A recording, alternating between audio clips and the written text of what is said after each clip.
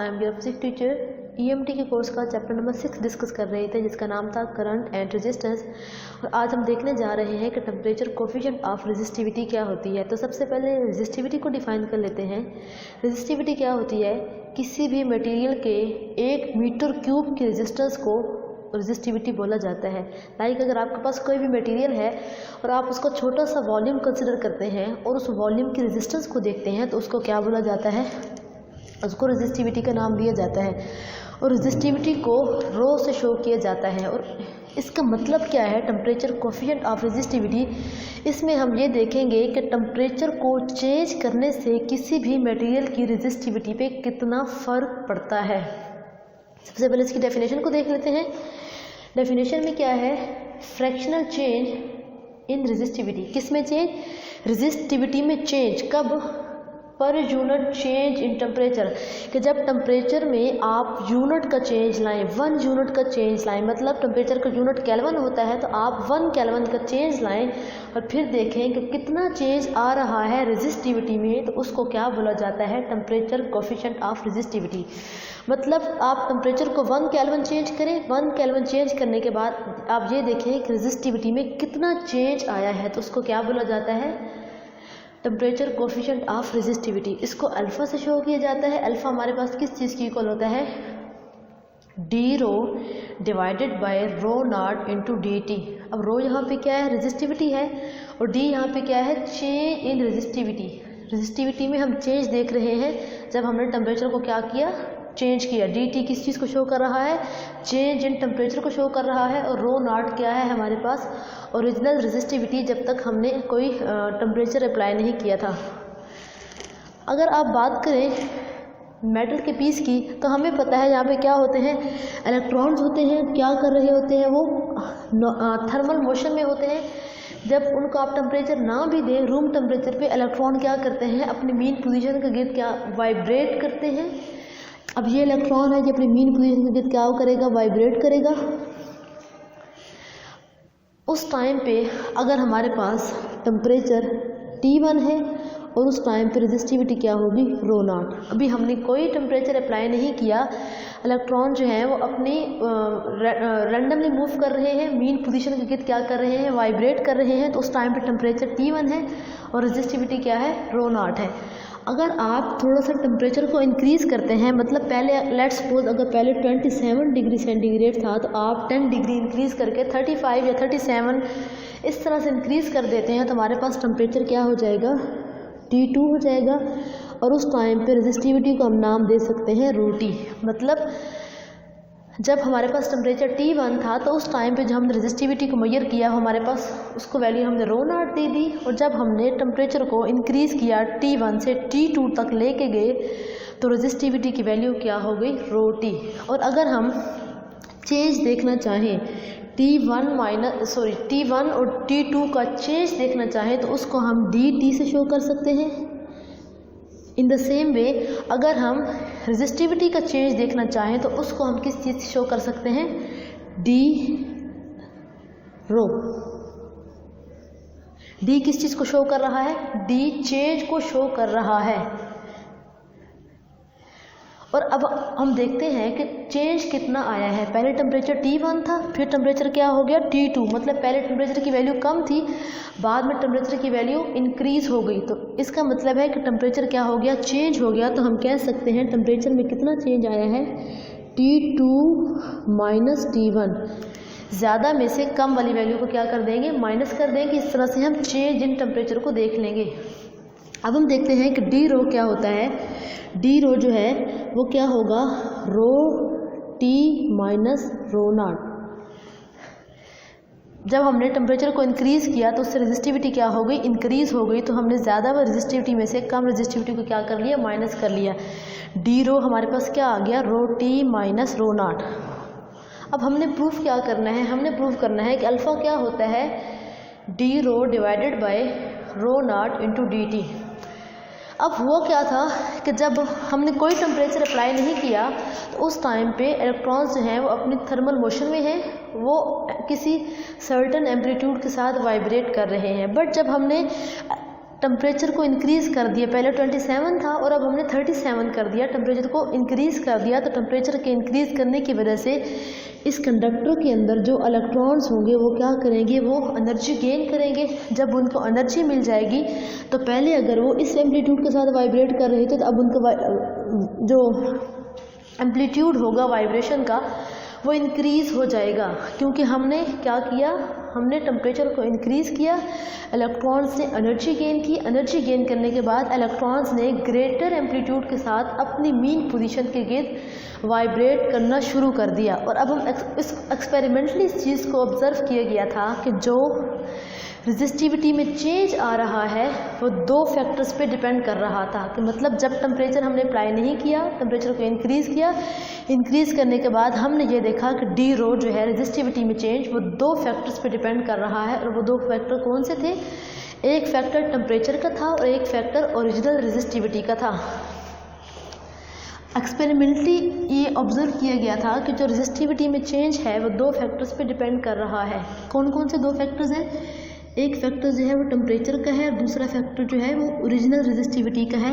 ये कौन सी रेजिस्टिविटी है, जब हमने कोई कोई टेम्परेचर नहीं दिया, मतलब जो वायर है वो रूम टेम्परेचर पे है, अभी हमने कोई टेम्परेचर उसको नहीं दिया, तो हमने ये ऑब्ज़र्व किया एक्सपेरिमेंटली कि डी रो जो है दो पैरामीटर्स पे डिपेंड कर रहा है।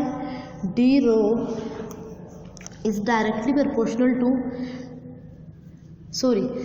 टेम्परेचर पे नहीं, चेंज इन टेम्परेचर पे डिपेंड कर रहा था कि अगर हम टेम्परेचर का चेंज यहाँ पे ज़्यादा लेके आएंगे तो रेजिस्टिविटी में चेंज भी क्या होगा, ज़्यादा होगा। ये एक्सपेरिमेंटली ऑब्ज़र्व किया गया था। और इसी तरह अगर हम ये देखें कि रेजिस्टिविटी का चेंज किसके डायरेक्टली प्रोपोर्शनल है, रो नॉट के। यहाँ पे रो नॉट क्या है, रो नॉट रेजिस्टिविटी की वैल्यू है जब हमने कोई हीट या कोई टेम्परेचर अप्लाई नहीं किया। अगर हम इन दोनों पैरामीटर्स को मिला दें तो डी रो किसके डायरेक्टली प्रोपोर्शनल हो जाएगा, रो नॉट इंटू डी टी।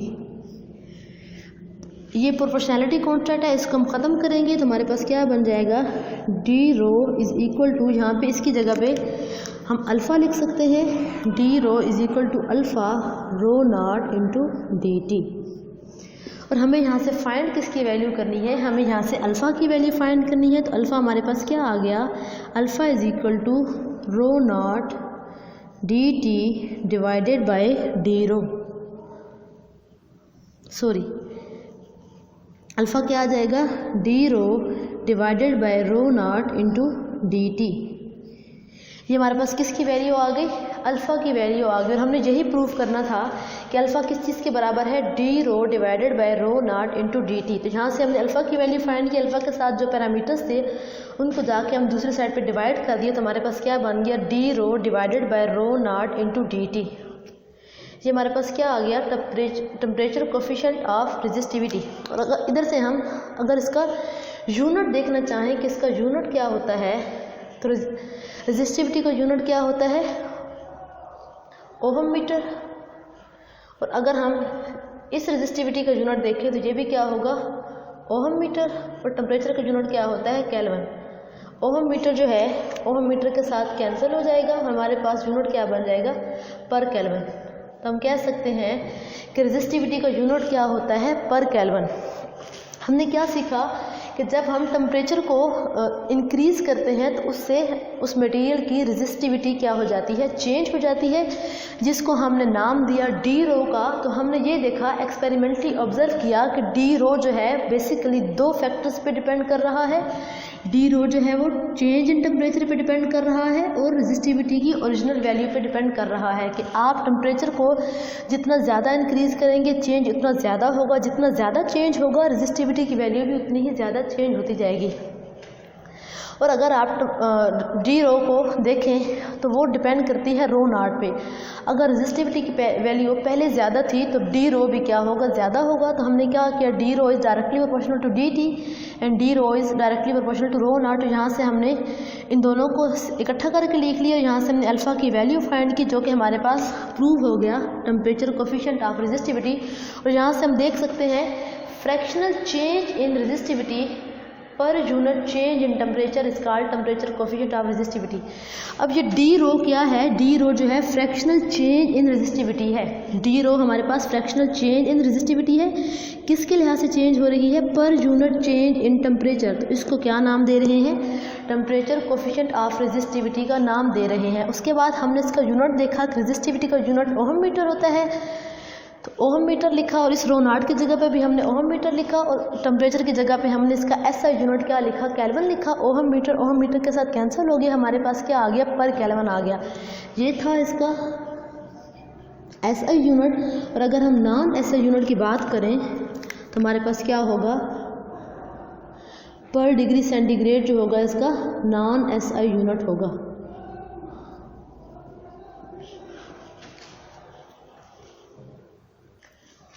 अब हम ये कैलकुलेट करेंगे कि हमने टेम्परेचर को चेंज किया, टेम्परेचर को चेंज करने के साथ रेजिस्टिविटी चेंज हो गई, तो रेजिस्टिविटी की जो वैल्यू थी रो टी फाइनल रेजिस्टिविटी, हमने उसकी वैल्यू को फाइंड करना है। हम कह सकते हैं कि जो हमारे पास फाइनल रेजिस्टिविटी थी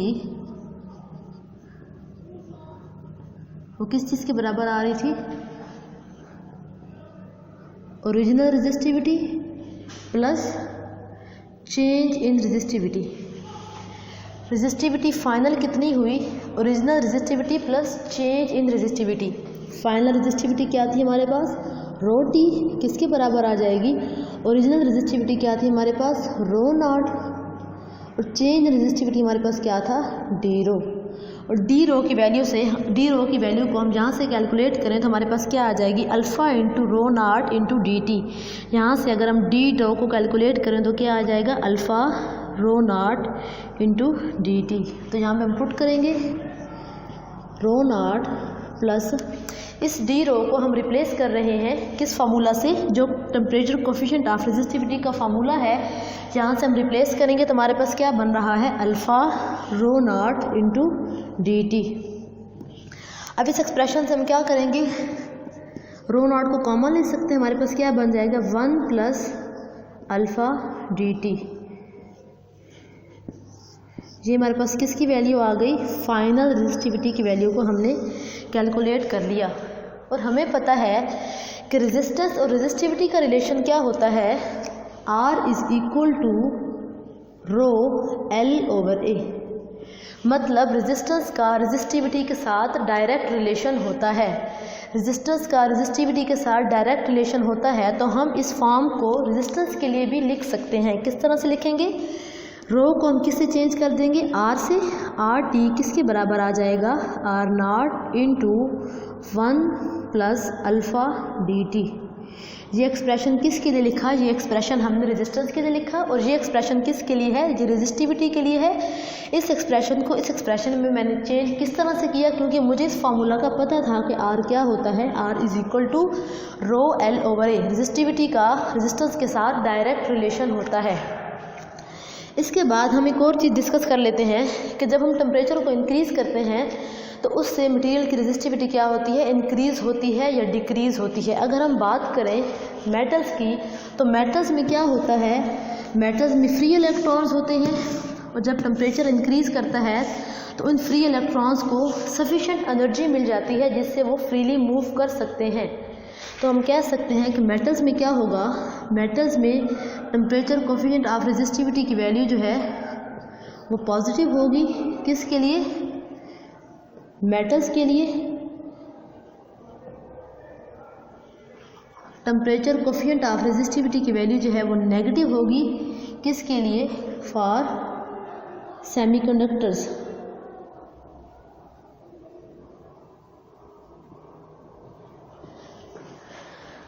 इंटरेस्टिंग सा कॉन्सेप्ट है कि जब हम टेम्परेचर को इंक्रीज़ करते हैं तो मेटल के अंदर हमें पता है कि मेटल में जो है मेटल में शेल्स ज़्यादा होते हैं, और जो आउटर इलेक्ट्रॉन्स होते हैं उनके उन पर न्यूक्लियस की अट्रैक्शन जो है वो कम होती है। इसकी वजह से ये इलेक्ट्रॉन्स जो है वो फ्रीली मूव कर रहे होते हैं। जब इनको टेम्परेचर दिया जाता है तो ये क्या करते हैं, एनर्जी गेन करते हैं और उस मटेरियल को छोड़कर निकल जाते हैं। तो हम कह सकते हैं कि यहाँ पे कंडक्टिविटी इंक्रीज़ हो जाती है। जब कंडक्टिविटी इंक्रीज़ होती है तो इट मीन रेजिस्टिविटी क्या होती है, डिक्रीज़ हो जाती है। तो हम कह सकते हैं कि अल्फ़ा की वैल्यू किसके लिए ज़्यादा होती है, मेटल्स के लिए ज़्यादा होती है। और अगर हम बात करें सेमीकंडक्टर्स की, तो यहाँ पे क्या होगा, अल्फ़ा की वैल्यू नेगेटिव होगी सेमीकंडक्टर्स के लिए। इसमें क्या होगा कि जब हम टेम्परेचर को इंक्रीज़ करते हैं, टेम्परेचर को इंक्रीज़ करने से क्या होता है कि जो सेमीकंडक्टर है उसके इलेक्ट्रॉन्स जो हैं उनके पास पहले इतनी एनर्जी नहीं होती कि वो मूव कर सकें। जब हम टेम्परेचर को इंक्रीज़ करते हैं तो इलेक्ट्रॉन्स के पास एनर्जी जो है वो ज़्यादा हो जाती है। वो क्या करते हैं, उस मेटल से, उस सेमीकंडक्टर से दूर जाना शुरू हो जाते हैं। तो उससे क्या होता है, उसकी कंडक्टिविटी जो है वो थोड़ी सी इंक्रीज़ हो जाती है। बट अगर हम बात करें रेजिस्टेंस की, तो यहाँ पे रेजिस्टेंस क्या हो जाती है, सेमीकंडक्टर्स के केस में कम हो जाती है और मेटल्स के केस में टेम्परेचर के इंक्रीज़ करने से रेजिस्टेंस की वैल्यू इंक्रीज़ होती है। आल्दो कंडक्टिविटी भी इंक्रीज़ होती है, बट कंडक्टिविटी किसी सर्टन लेवल तक इंक्रीज़ होती है। बट अगर हम टेम्परेचर को देना जारी रखेंगे तो इलेक्ट्रॉन ज़्यादा से ज़्यादा एनर्जी गेन करते जाएंगे और ग्रेटर एम्पलीट्यूड के साथ वाइब्रेट करना शुरू कर देंगे और एक दूसरे के साथ कोलाइड करेंगे, पॉजिटिव आयनिक कोर्स के साथ कोलाइड करेंगे, एटम्स के साथ कोलाइड करेंगे।